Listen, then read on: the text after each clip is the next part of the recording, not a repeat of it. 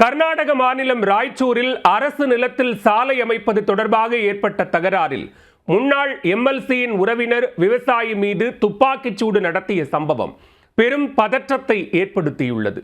நிலம் தொடர்பான தகராறு துப்பாக்கிச்சூடு வரை சென்றது எப்படி?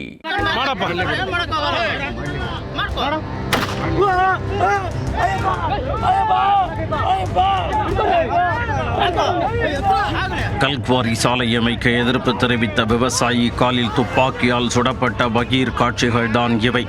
இருதரப்பு மோதலில் துப்பாக்கிச்சூடு சம்பவம் அரங்கேறியதன் பின்னணி என்ன? கர்நாடக மாநிலம் ராய்ச்சூர் அருகே மஞ்சேனஹள்ளி பகுதியைச் சேர்ந்தவர் சகலேஷ்குமார். இவர் 4 ஆண்டுகளுக்கு முன்பு வாசலசேனஹள்ளி அருகே தனது மனைவி உஷா நந்தினியின் பெயரில் கல்குவாரி ஒன்றை குத்தகைக்கு எடுத்துள்ளார். ஆனால் அப்பகுதியில் கல்குவாரி வரக்கூடாது என அப்பகுதி மக்கள் கடும் எதிர்ப்பு தெரிவித்து வந்தனர்.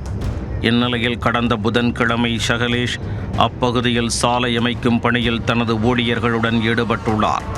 இதற்கு கடும் எதிர்ப்பு தெரிவித்த அப்பகுதி மக்கள் சகலேஷ் வருவாய்த்துறைக்கு சொந்தமான அரசு நிலத்தில் அத்துமீறி சாலை அமைக்க முயல்வதாக கண்டித்தனர். மேலும் சகலேஷ்குமாருடன் கிராம மக்கள் கடும் தகராறிலும் ஈடுபட்டனர்.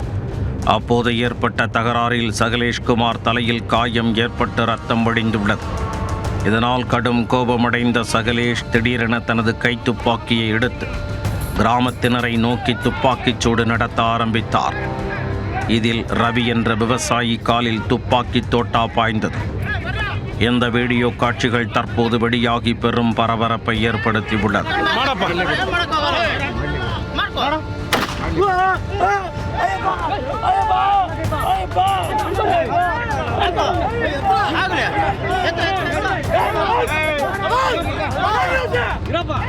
துப்பாக்கிச் சூட்டில் காயமடைந்த ரவி மருத்துவமனைக்கு கொண்டு செல்லப்பட்டார். சகலேஷ்குமார் முன்னாள் எம்எல்சி ஒய்ஏ நாராயணசாமியின் உறவினர் என கூறப்படுகிறது. தகவல் அறிந்த சம்பவ இடத்திற்கு வந்த மாவட்ட எஸ்பி மற்றும் தாசில்தார் உள்ளிட்டோர் அப்பகுதியை ஆய்வு செய்தனர். சகலேஷ்குமாரை கைது செய்ய வலியுறுத்தி கிராம மக்கள் கோஷங்களை எழுப்பி போராட்டத்தில் ஈடுபட்டனர். இதையடுத்து குற்றம் சாட்டப்பட்ட சகலேஷ்குமார் கைது செய்யப்பட்டார். அவரிடம் தொடர்ந்து விசாரணை நடைபெற்று வருகிறது.